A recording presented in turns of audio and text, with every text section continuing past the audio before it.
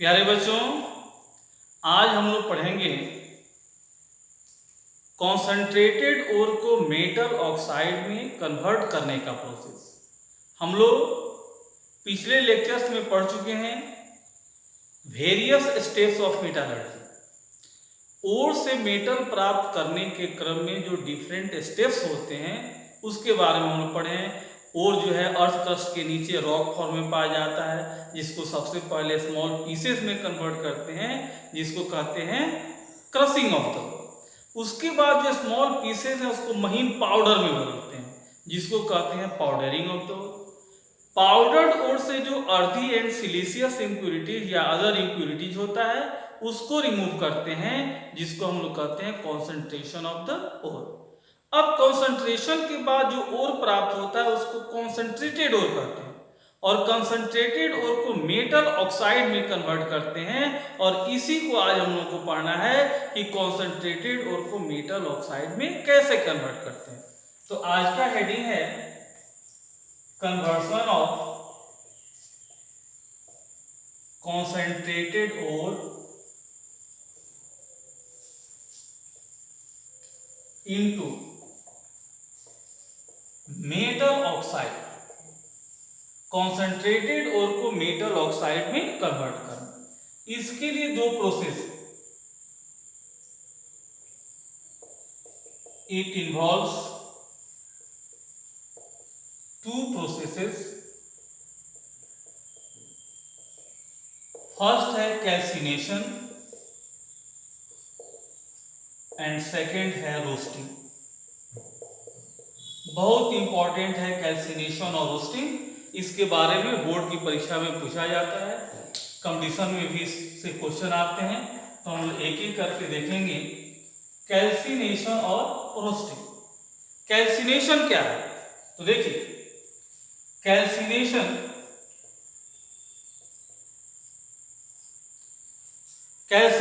में जो कॉन्सेंट्रेटेड ओर है उसको हाई टेम्परेचर पर हीट किया जाता है, लेकिन वह टेम्परेचर उसके मेल्टिंग पॉइंट से कम है। यानी कॉन्सेंट्रेटेड ओर को हीट करते हैं below its melting point to convert into metal oxide. यानी the process of heating a concentrated ore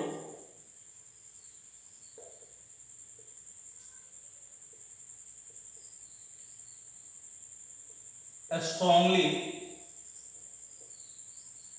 below its melting point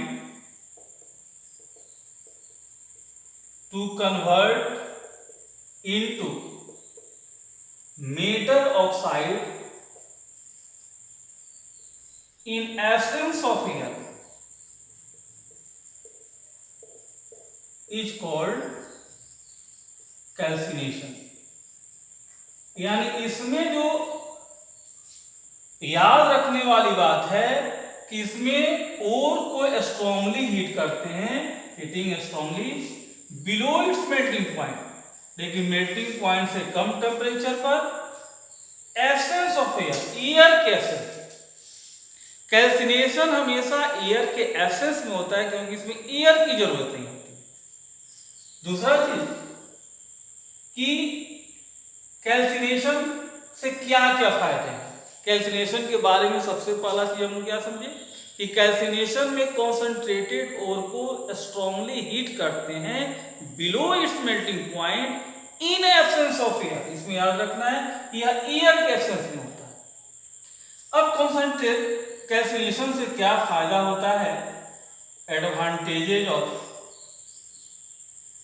calcination.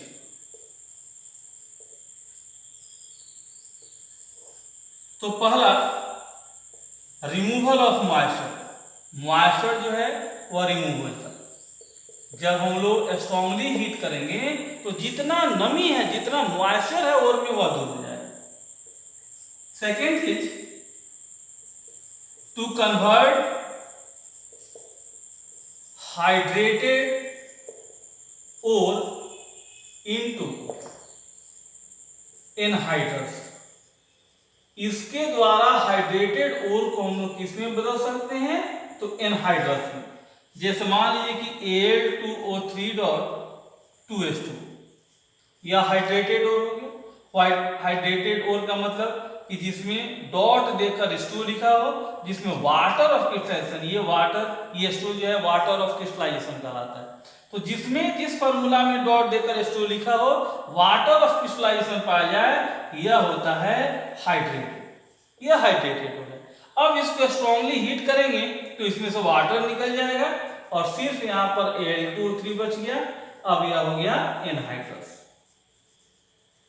तो इसका एडवांटेज देखिए, पहला कि मॉइस्चर रिमूव करने में, और दूसरा क्या देखिए कि हाइड्रेटेड ओर को यह किस में कन्वर्ट कर देता है, एनहाइड्रस। यहाँ Al2O3 एनहाइड्रस है क्योंकि इसमें वाटर नहीं है, तो इसमें नहीं जुड़ा हुआ है डॉट देकर, इसलिए क्या हो गया एनहाइड्रस। एनहाइड्रस मतलब विदाउट वाटर। तो जो कैल्सिनेशन के बारे में सबसे इंपॉर्टेंट चीज है वह है to convert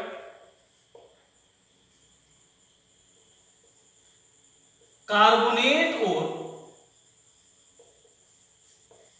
into oxide. Carbonate ore को ऑक्साइड में कन्वर्ट करने में, ये बहुत इंपॉर्टेंट पॉइंट है। जैसे मान लीजिए कैल्साइट, CaCO3 का नाम, आपको ओर का नाम और फार्मूला लिखाया गया है, कैल्साइट ओर है। कैल्साइट को स्ट्रांगली हीट करेंगे तो CaO प्लस CO2 निकल जाएगा और यह कार्बोनेट और मेटल का ऑक्साइड कैल्शियम ऑक्साइड में कन्वर्ट होगा। जैसे कैलामाइन, ZnCO3 का क्या नाम होता है, ओर का नाम है कैलामाइन। इसको स्ट्रांगली हीट करेंगे तो ZnO प्लस CO2 निकल जाएगा और कार्बोनेट और किसमें कन्वर्ट हो गया, ऑक्साइड। उसी तरह मान लीजिए कि मैग्नेसाइड्स MgCO3, इसको हीट करेंगे तो MgO प्लस CO2 निकल गया। तो इस तरह से कार्बोनेट ओर को ऑक्साइड में कन्वर्ट करने के लिए क्या करते हैं, कैल्सिनेशन। तो कैल्सिनेशन आप समझ गए होंगे। कैल्सिनेशन में जो रिमेंबर करने वाले पॉइंट्स हैं कि यह एयर के एब्सेंस में होता है, यह हाइड्रेटेड ओर को एनहाइड्रस में कन्वर्ट करता है, और जो मोस्ट इंपॉर्टेंट चीज है कि कार्बोनेट ओर को ऑक्साइड में कन्वर्ट करता है। अब हम लोग देखेंगे रोस्टिंग के बारे में। रोस्टिंग और कैल्सिनेशन में सिर्फ यही डिफरेंस है कि रोस्टिंग एयर के प्रेजेंस में होता है और कैल्सिनेशन एयर के एब्सेंस में, यानी the process of strongly heating an ore below its melting point in the presence of air to convert into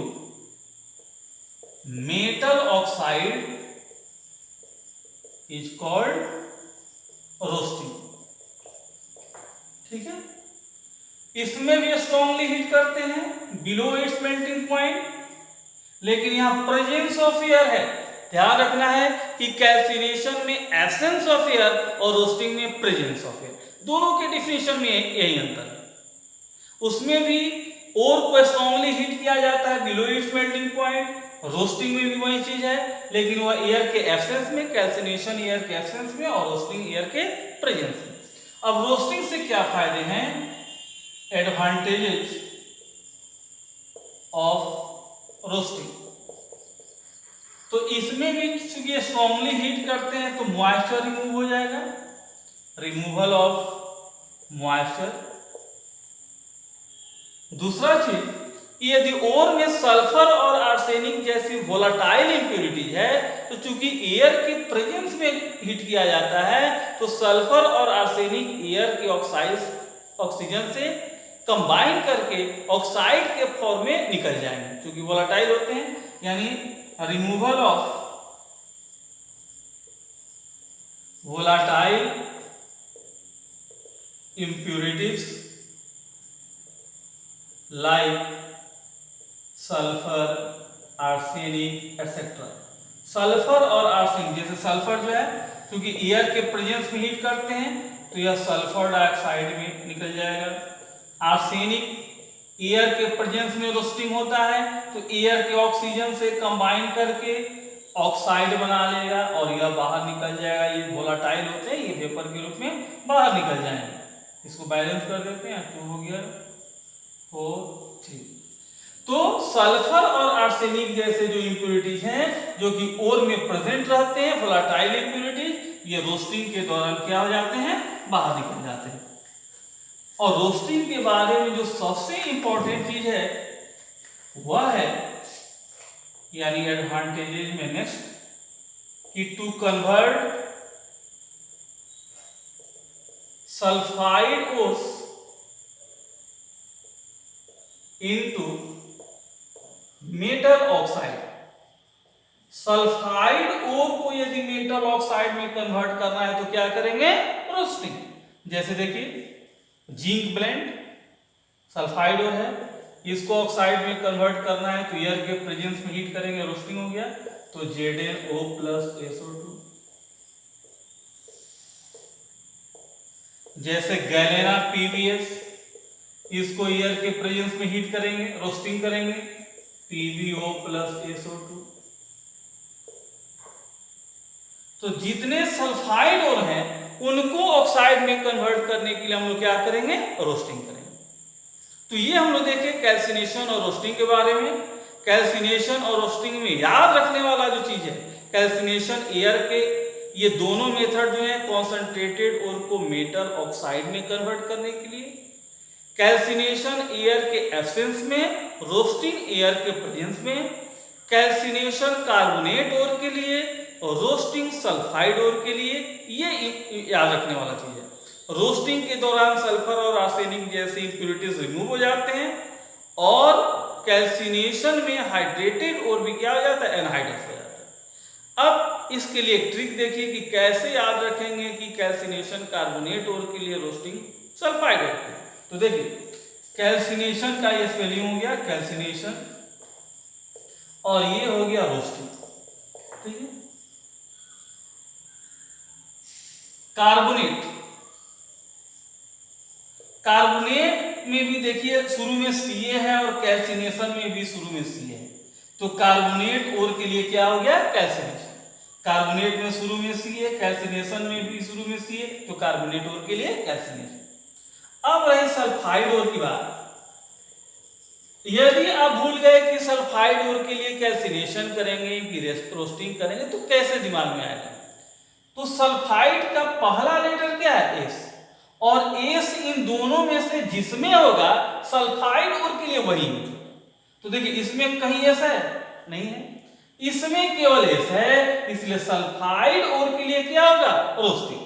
तो ये बहुत अच्छा ट्रिक है आपको याद रखने के लिए कि कार्बोनेट और में Ca है, कैल्सिनेशन में भी शुरू में C है, तो कार्बोनेट और के लिए कैल्सिनेशन, और सल्फाइड और कोई भी हो, ये बहुत इंपॉर्टेंट है। बोर्ड की परीक्षा में और कंपटीशन में भी कई बार पूछा गया है कि roasting is used for, option आता है कार्बोनेट और, ऑक्साइड और, सल्फाइड और, तो सल्फाइड और होगा। या ऐसे भी आता है कि the metal sulphide is converted into metal oxide by calcination, roasting की तरह से रहता है। तो सल्फाइड का पहला लेटर S है और S केवल रोस्टिंग में पाया जाता है, कैल्सिनेशन में नहीं पाया जाता है, इसलिए सल्फाइड और के लिए रोस्टिंग। तो आशा है कि आप कैल्सिनेशन रोस्टिंग अच्छी तरह समझ गए होंगे।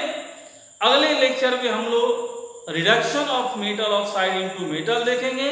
यदि अभी तक आप चैनल सब्सक्राइब नहीं किए हो तो सब्सक्राइब कर लें। Thank you.